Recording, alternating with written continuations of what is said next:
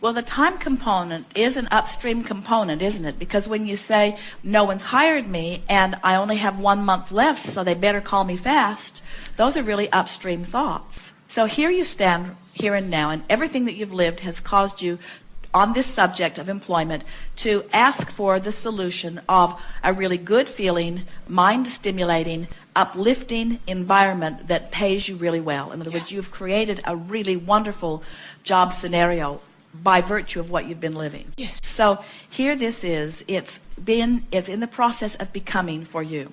And now, here you stand in awareness of this scenario, and you say, it hasn't happened yet, which is upstream.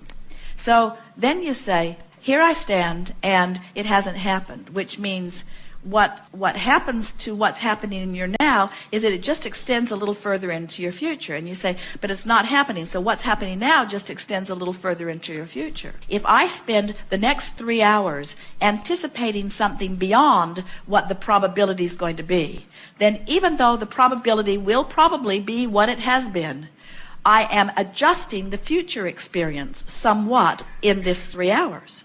But if during this 3 hours I just anticipate this, then I'm going to get it. And during the next 3 hours as I anticipate this, then I'm going to get it. And during the next 3 hours as I anticipate this, I'm going to get it. You see how it works? Where if I can avoid facing reality and think thoughts that are different from what is probable, then my future experience will be changed. So your future experience cannot change if all you're doing is observing your now experience. Does what's happening now have to dominate my vibration? And we say, no, it certainly doesn't have to, but most of you, because you are observing things, cause it to. You observe what is, you spew it into your future, then you get into your future and you observe what is, and then you spew it into your future, and then you get more of it, and then you spew it into your future, and then you get more of it, and pretty soon you say, well, this is just how it is. And we say, yeah, for you, it's how it is for you, but others are living different realities because they're spewing different things into their future. So now the big question is, well, how can I spew something better into my future than I'm living right now? You have to care more about how you feel than anything else.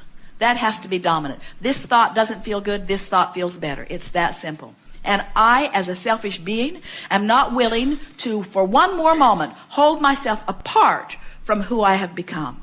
We have to say to you, friends, and we say this so lovingly, your world and those that you have lived with, they've really done a number on you, because you have come to believe in your inferiority and in your unworthiness and in the unlikeliness of things going well. You got a little whiff of it, you focused upon it, and law of attraction caused them to show it to you stronger, until bit by bit you've lost your belief in the universe's fast response to who you really are. And we're here, as we promised you we would be, to remind you that in all of that deciphering, you are becoming, and that you must let yourself gravitate toward that which you have become if you are to be joyful. So now we've come full circle, haven't we?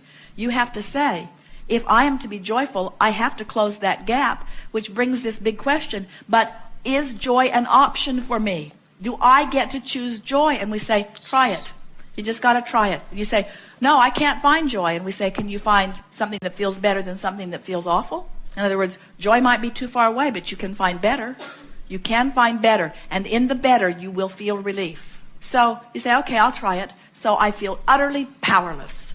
I feel utterly powerless. I'm 1.5 years old, and I'm strapped into a damn car seat in the back of a car that I don't want to be in, with a father that didn't want to pick me up, who's mad that he had to, who's in traffic and he's unhappy, and here I am in this situation, and I am responding to this situation. And now some bright-eyed, bushy-tailed know-it-all is smiling at me. Someone over there in pure positive energy is smiling at me, and I see it, and my source is calling me toward it, but you know how far I can get? Revenge. And we have to say, that anger that child felt so much better than the powerlessness that came before. But you know what happens? You know what happens to most of you when you try to move upstream from your powerlessness and you move into revenge or anger?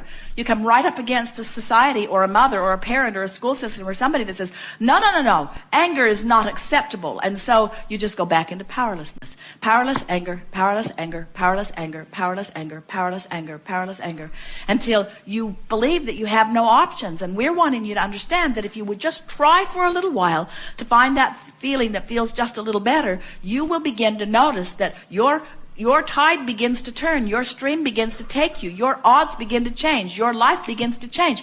The people in your life begin to change. You only have to turn 1 or 2 times downstream from upstream, and your entire point of attraction is different, and everything in your experience has shifted just a little bit. And your life will give you the evidence of that shift, you see. So, Abraham, I've only got 30 days left. And we say, how does that make you feel? And you say, worried. And we say, then don't talk about that. Say things like, things usually work out for me. Say things like, I can feel that things are beginning to move in my favor. Say things like, I know I'm really picky and I'm looking for something that's exactly right. And I could have settled for many things. I could have said yes to a lot of things that I haven't felt like saying yes to because my criteria of what I'm wanting is very clear. And I'm not the least bit uncomfortable about holding out for what I really want. I believe that the universe will yield to me what I really want in time. And I know that the universe knows what my time factor is. I don't have to keep saying, I've only got 30 days left, 29 days left, 28 days left, 27 days left, 26 days left. I know that the universe knows, and I can tell in my ease that I'm moving toward it,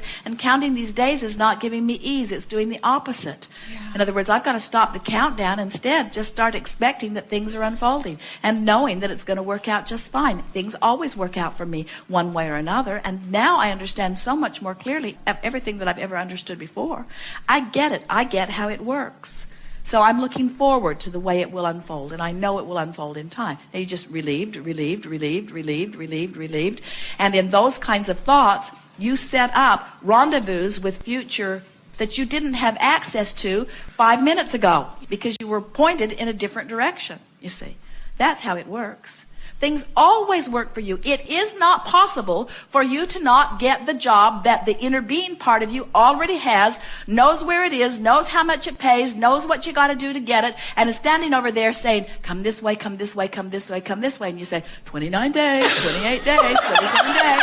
And your inner being says, doesn't matter, come this way. You just got to go in the direction of it. You say, oh, but that wouldn't be realistic for me to pretend that things are working out when the evidence points otherwise. And we say, you can hammer the drive shaft disconnect in for months, or you can chill until you create something different in your future experience, and then the universe delivers to you someone who says, I know exactly what the problem is, and fixes it. In other words, you got to be aligned before you can align. So before you can rendezvous with the job of your dreams, you've got to be in alignment with the source of you. Before you can rendezvous with the lover of your life, you've got to rendezvous with you. In other words, you have become that person in those relationships. But if you don't feel good, you're not at that vibration. And so clean up your vibration before you do any rendezvousing. Get yourself, because who you have become in terms of employment is already vivid in the eyes of Source. And if you will use the power of your imagination and selective sifting in memory to become in alignment with this vision or dream of that which you have become, then the universe can yield it to you so easily. Do you know, for every single thing you want, there are 20 or 30 or 40 available avenues to open right now, to lead you closer to what you want right now.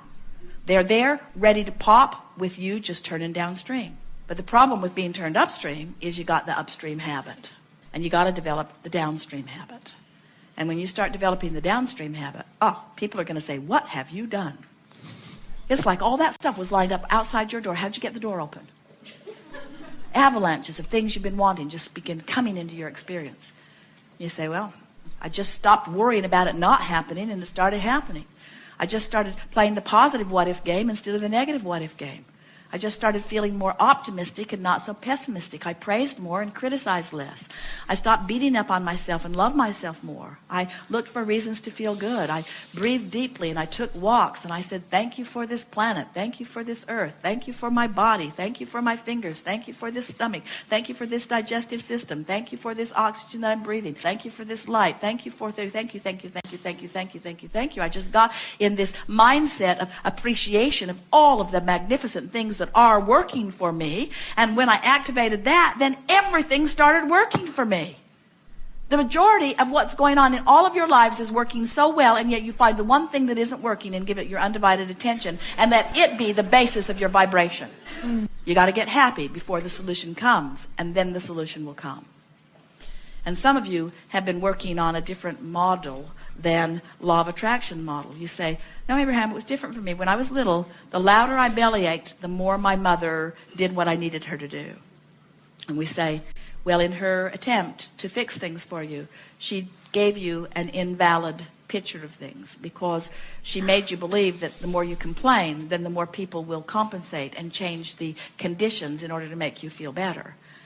And we think that it's a nice thing when a child can be grouchy and father is not knocking himself out to fix it.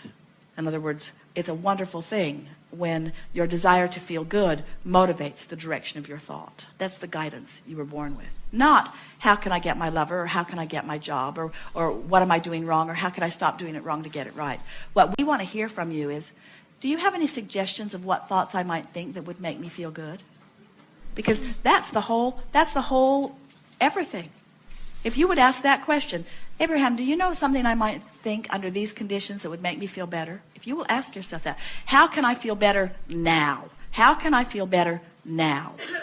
This has my attention. How can I feel better now? Well, I could ignore it. That would make me feel better. But maybe it's something big. Maybe I can't ignore it. Well, then I have to tweak it. If it comes up really infrequently, ignore it. It's not worth the effort. But if it comes up a lot, you got to do something with it. You've got to find a way to feel differently about it. Feel different. So how can I feel different? What is what is. How can I feel different? What is what is. How can I feel different? You have that latitude. You can feel worse or better. And now when you think about 29 days left till this job, what happens to you when you think about that here and now? Very hypothetical, though. We're talking theory, and we want you to get it in the nitty-gritty of your life experience. In other words, we want you, you're spending money in the grocery store, you're spending money at the mall, you're watching your checkbook balance diminishing. In other words, the real-life things that are happening. That's where, as a friend says, the rubber hits the road. In other words, what's going on in my vibration as I'm living my life? Because you can get into these theoretical bantering where you're looking for positive thoughts, but what happens when the feeling in your gut is one of uneasiness? And that's the feeling that we want you to turn to. We want you to start with that feeling of uneasiness and turn it around. Just softening the whole attitude around all of this. I've been way too much thinking about this, and I've launched these rockets for a very long time, and I know the job is out there waiting for me, and I know that I'll know it when I see it, and I'm happy with myself that I haven't allowed myself to say yes to something that's not a match with what I'm really wanting, and I can feel that the universe is really on my side, and I've placed a sort of false sense of timing in all of this, because I truly know that the universe will deliver to me everything in perfect timing, and things are working out well for me. They always work out well for me. And I'm glad that I know what I know. And I'm glad that I'm getting a handle on the way I feel. And I'm feeling very good on most subjects most of the time. And this subject is no exception. And I'm going to pay attention to the way I'm feeling around money. And I'm going to step by step do something every time I feel myself a little red flag flare up relative to money. I'm going to stop right in that moment. I'm going to say, okay, this is it. This is what Abraham was talking about. Just now, this thought was an upstream thought. How can I make it downstream? And then just do your best. In other words, every time you feel anything less than positive assurance that things are going to go well for you, it's an upstream thought. And then just in that moment, turn it around. And what you'll begin to discover is not only is it easier, but you'll find yourself looking back on this conversation and laughing about it. I didn't need to ask Abraham what to do because it was already set out. For us, it's humorous to listen to any of you fretting over the timing of something unfolding, because we see what you want and we see the vividness of it and the bigness of it and the power of it, and we wonder why you worry about anything. And you say, well, we've been trained to worry. And we say, yes, but why? But does it serve you? And you say, well, we don't really know what else to do. And we say, try doing something else. Make a decision. Write these things down. For the next week, I'm going to catch myself in the act of worry, and I'm going to laugh about it. I'm going to laugh my worry away. I'm going to catch myself in the act of not enoughness, and I'm going to laugh my feeling of not enoughness away. Just take those two subjects and make a decision that you're going to laugh them away. And you will be amazed at how often those two subjects will rise within you in a day, and you will have the option to turn downstream. And a week from today,